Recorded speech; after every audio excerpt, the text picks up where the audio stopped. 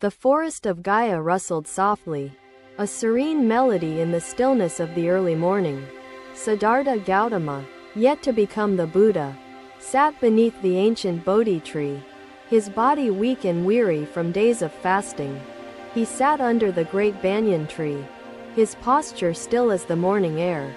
His eyes met mine, radiating compassion and understanding. Siddhartha closed his eyes, seeking solace in the silence. But his thoughts were tumultuous and unrelenting. Am I a fool to seek enlightenment through such suffering? He murmured, his voice barely audible. Memories of his earlier life flashed before him. Palaces, feasts, and endless indulgence that failed to bring lasting peace. He had left it all behind, believing that renunciation held the key to understanding. Yet the truth eluded him still. What troubles you, my friend? Speak openly, without fear or hesitation. I hesitated, gathering courage to articulate my inner turmoil. Why do you grieve, wanderer?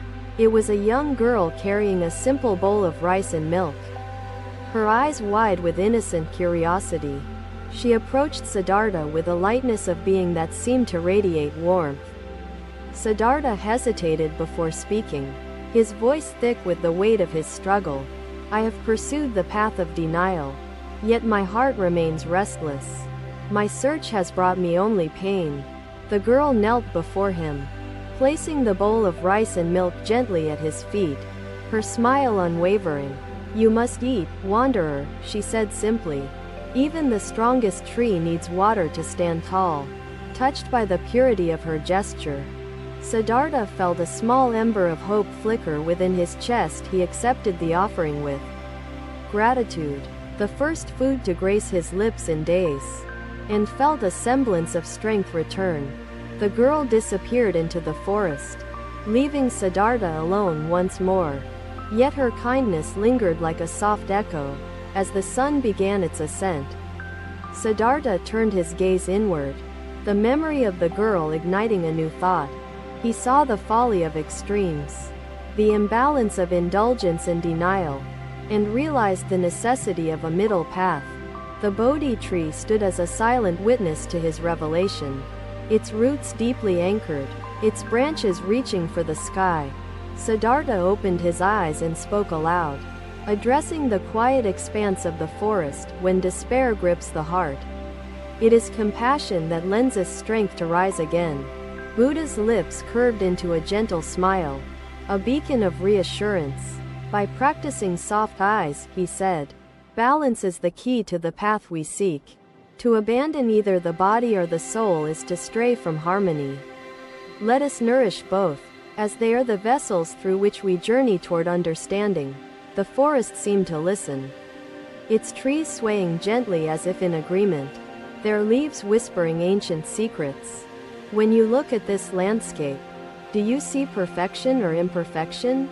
I looked, my eyes searching for an answer. I see beauty, I said hesitantly, but also imperfection. The dying leaves, the uneven terrain.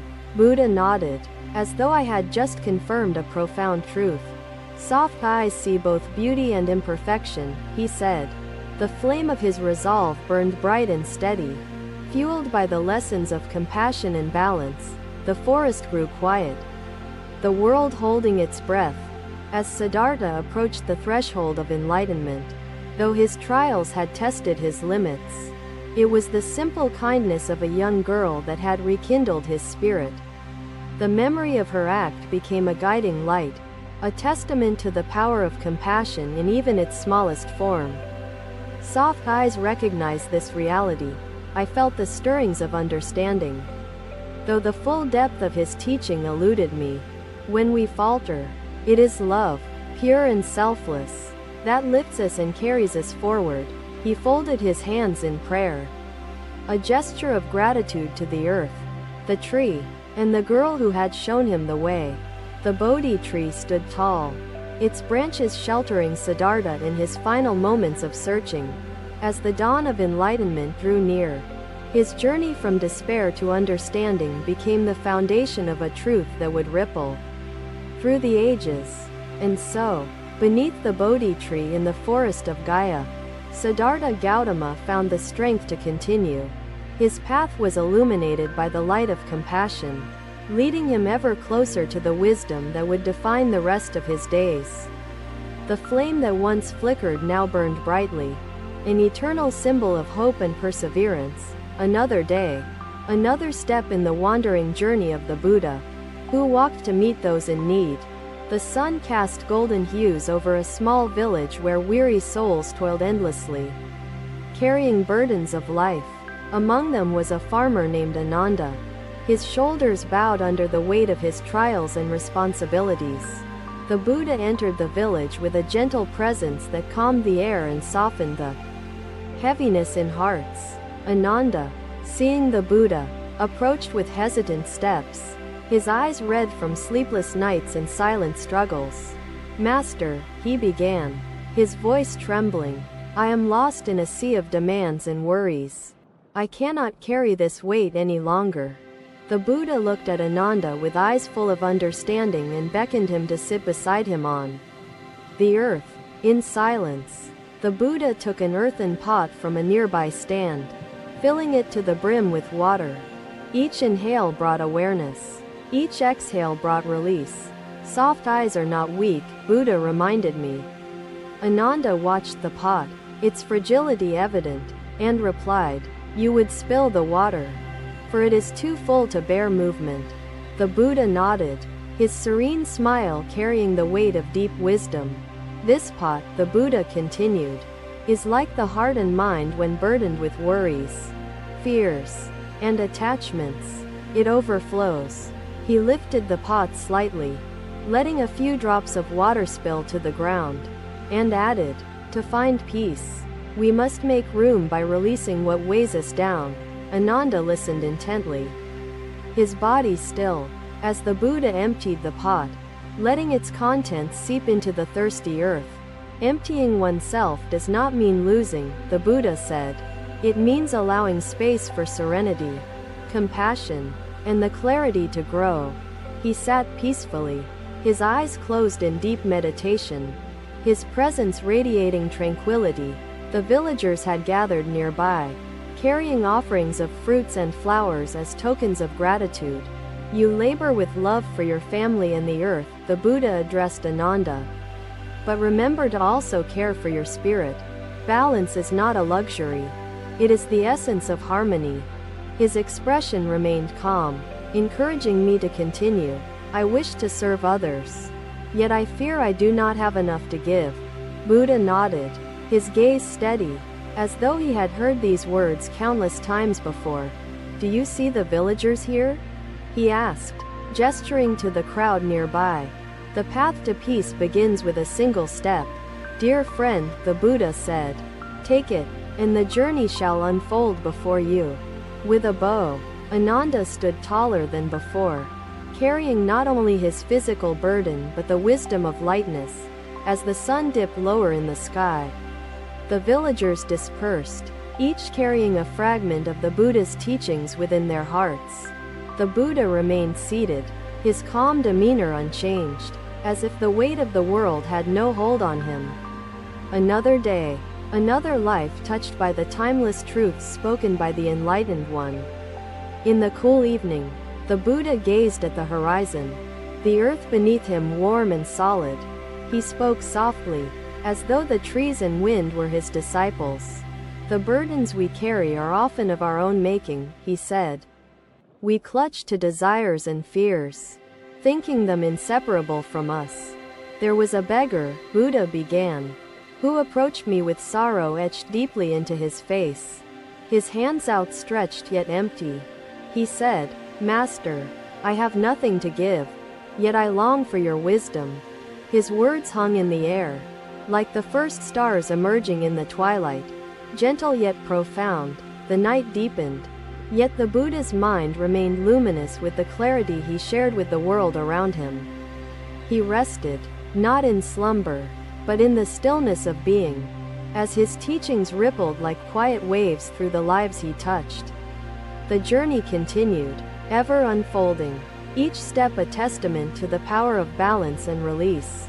Another day, another path unfolding. The Buddha walked along the riverbank where the flow mirrored the eternal passage of time.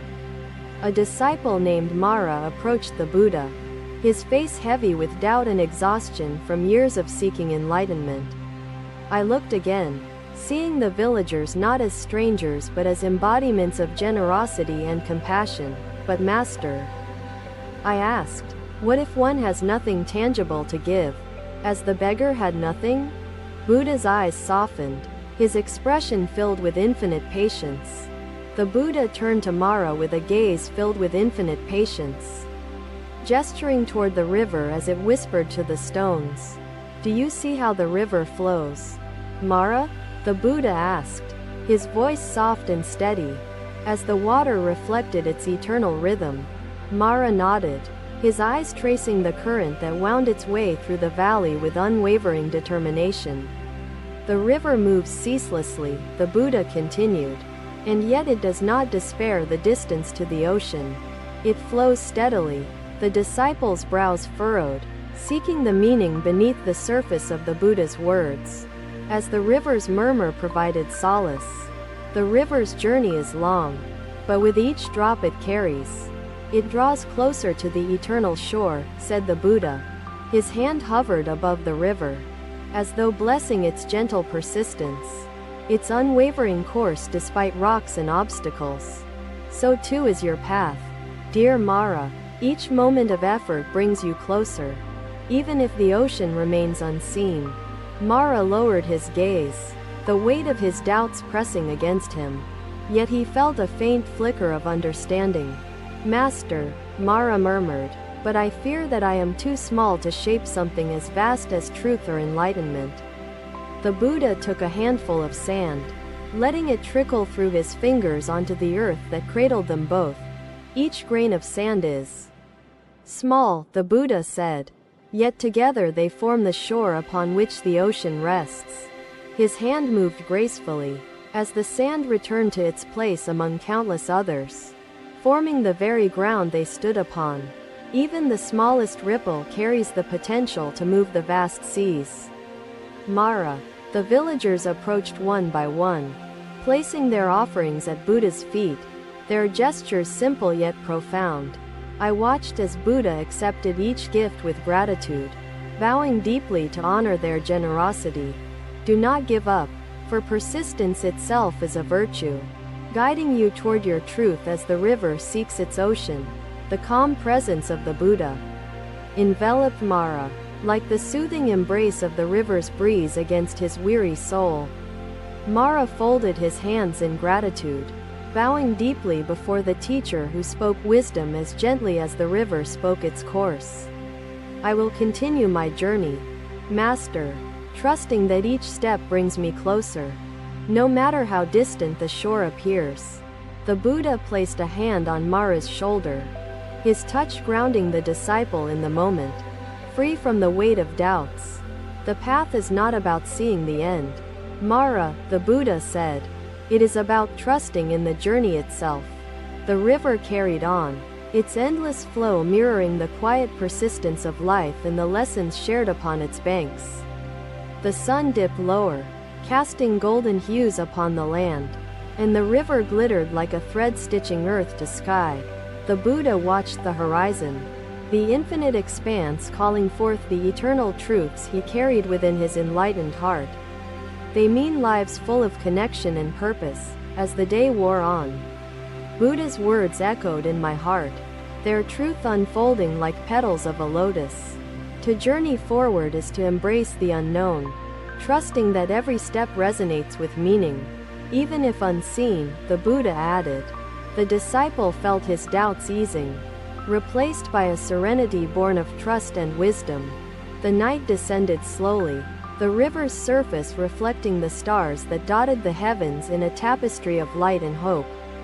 The Buddha and Mara sat in silence, the stillness of the night mirroring the quiet wisdom that lingered in the air. Another day, another soul touched by the teachings of the enlightened one, the ripple of truth expanding outward. Mara rose, his heart steady, as the river continued to flow toward the horizon. guiding him with its unwavering course. The Buddha remained seated, his presence rooted like a tree, spreading the shade of wisdom to all who wandered near. The journey continued, endless yet fulfilling, as the light of truth illuminated the path for those who sought it. His expression remained calm, inviting me to elaborate further. I can see the world with clarity, I continued, but I find it difficult to act without fear or hesitation. Thank you for watching. Buddha's teachings are always with you. Subscribe to our channel and we will see you in the next video.